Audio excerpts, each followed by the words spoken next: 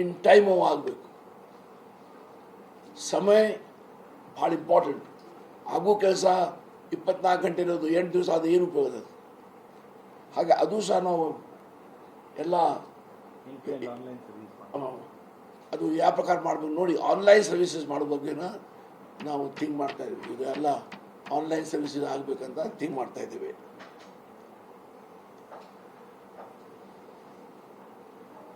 ಈ ಆಫೀಸ್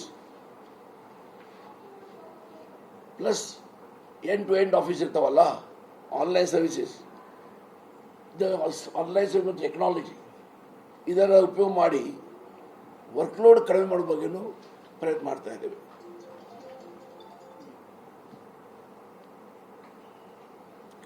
ಮತ್ತು ಈ ಸಿಟಿಸನ್ ಸರ್ವಿಸಸ್ ಏನಿವೆಯಲ್ಲ, ಅವು ಅದರ ಲಾಭ ಅವ್ರು ಸಿಗಬೇಕಾದ್ರೆ ಬಹಳಷ್ಟು ಸರ್ತಿ ಓಡಾಡಬೇಕಾಗ್ತದೆ. ಅದು ಓಡಾಡೋದು ಕಡಿಮೆ ಆಗಬೇಕು. ಅಸುವಾಗ ಯಾವ ಪ್ರಕಾರ ಅವು ಸರಳ ಸಿಂಪಲ್ ಮಾಡಲಿಕ್ಕೆ ಸಾಧ್ಯ, ಆ ಪ್ರಯತ್ನ ಸಹ ನಾವು ಮಾಡ್ತಾ ಇದ್ದೇವೆ. ಈಗ ಫಾರ್ ಎಕ್ಸಾಂಪಲ್ ನಮ್ಮ ಫ್ರಂಟ್ ಲೈನ್ ಕೆಲವು ಸರ್ವಿಸಸ್ ಇವೆ. ಅಟಲ್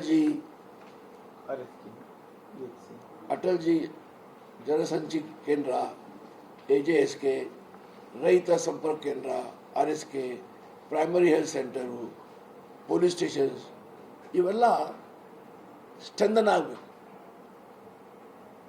ಅವ್ರ ಫೌಂಡೇಶನ್ಸ್ ಇನ್ನೂ ಗಟ್ಟಿ ಆಗಬೇಕು. ಅದರ ಬಗ್ಗೆನೂ ಕಾರ್ಯಕ್ರಮ ಹಾಕೊಂಡಿದ್ದೇವೆ. ಮತ್ತು ಭಾಳಷ್ಟು ಪೋಸ್ಟ್ ಗೌರ್ಮೆಂಟ್ದಲ್ಲಿ ಖಾಲಿ ಇವೆ. ಹಾಗಾಗಿ ಎಲ್ಲೆಲ್ಲಿ ಅವಶ್ಯಕತೆ ಇದೆ, ಯಾವ ಪೋಸ್ಟ್ ಅವಶ್ಯಕತೆ ಇದೆ ಅದು ಸಹ ಸರ್ಕಾರ ಗಮನ ತಂದು ಅದು ತುಂಬಬೇಕು. ಆ ದಿಕ್ಕಿನಲ್ಲಿ ಸಹ ನಮ್ಮ ಪ್ರಯತ್ನ ನಡೀತದೆ.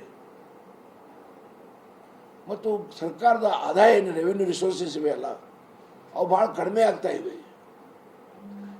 ಹಾಗಾಗಿ ಪಾರದರ್ಶಕವಾಗಿ ನ್ಯಾಯಬದ್ಧವಾಗಿ ಎಲ್ಲೆಲ್ಲಿ ಲೀಕೇಜಸ್ ಇದೆ ಆ ಲೀಕೇಜಸ್ ಕಂಟ್ರೋಲ್ ಮಾಡಿ ಎಲ್ಲೆಲ್ಲಿ ಸರ್ವಿಸಸ್ನಲ್ಲಿ ಸುಧಾರಣೆ ಆಗಬೇಕು ರೆವಿನ್ಯೂ ದೃಷ್ಟಿಯಿಂದ ಅವು ಮಾಡೋ ಬಗ್ಗೆ ಪ್ರಯತ್ನ ನಡೀತದೆ. ನನ್ನ ವಿಚಾರ, ಪರ್ಸನಲ್ ವಿಚಾರ, ಯಾವಾಗಲೂ ಅಧಿಕಾರದ ವಿಕೇಂದ್ರೀಕರಣದ ವಿಶ್ವಾಸ ಇಡ್ತೀವಿ. ಮುಖ್ಯವಾಗಿ ರಾಮಕೃಷ್ಣ ಹೆಗಡೆಯವ್ರನ್ನ ನೆನೆಸಬೇಕು. ರಾಮಕೃಷ್ಣ ಹೆಗಡೆಯವರು ಅಧಿಕಾರದ ವಿಕೇಂದ್ರೀಕರಣದಲ್ಲಿ ವಿಶ್ವಾಸ ಇಟ್ಟಿದ್ರು.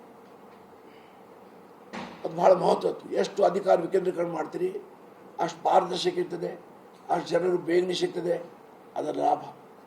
ಹಾಗಾಗಿ ನಾವು ಸಹ ಇನ್ನೂ ಏನು ಅಧಿಕಾರ ವಿಕೇಂದ್ರೀಕರಣ ಮುಖಾಂತರ ಜನರ ಅನುಕೂಲ ಮಾಡಿಕೊಡ್ಲಿಕ್ಕೆ ಆಗ್ತದೆ, ಸರ್ಕಾರಿ ಕೆಲಸಗಳಲ್ಲಿ ಯಾವ ಪ್ರಕಾರ ಸುಧಾರಣೆ ಮಾಡಲಿಕ್ಕೆ ಸಾಧ್ಯ ಆಗ್ತದೆ, ಇದರ ಬಗ್ಗೆ ಸಹ ನಮ್ಮ ಚಿಂತೆ ನಡೀತಾ ಇದೆ. ಅದು ಡಿಸ್ಟ್ರಿಕ್ಟ್ ಲೆವೆಲ್ ಇರಲಿ, ಜಿಲ್ಲಾ ಮಟ್ಟ ಇರಲಿ, ತಾಲೂಕಾ ಲೆವೆಲ್ ಇರಲಿ, ಅಥವಾ ಪಂಚಾಯತ್ ಮಟ್ಟ ಇರಲಿ, ಆ ಲೆವೆಲ್ದಲ್ಲಿ ನಾವು ಮಾಡ್ತಾ ಇದ್ದೇವೆ.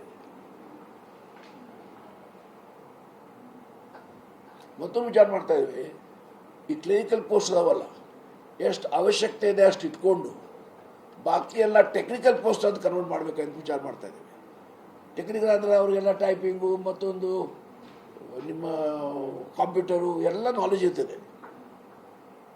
ಎಲ್ಲ ಅವಶ್ಯಕತೆ ಕ್ಲಿನಿಕಲ್ದಾಗೆ ಅಷ್ಟು ತೊಗೊಂಡು ಬಾಕಿ ಎಲ್ಲ to convert them as technical post. ಅದರಿಂದ ಜನರಿಗೂ ಅನುಕೂಲ ಆಗ್ತದೆ, ಆಡಳಿತಗೂ ಅನುಕೂಲ ಆಗ್ತದೆ. ಆಡಳಿತ ಸ್ವಲ್ಪ ಹಗರು ಆಗ್ತದೆ, ಪಾರದರ್ಶಕ ಆಗ್ತದೆ, ಬೇಗ ರಿಸಲ್ಟ್ ಸಿಗ್ತವೆ. ಆ ದಿಕ್ಕಿನಲ್ಲಿ ಮಾಡ್ತಾ ಇದ್ದೇವೆ.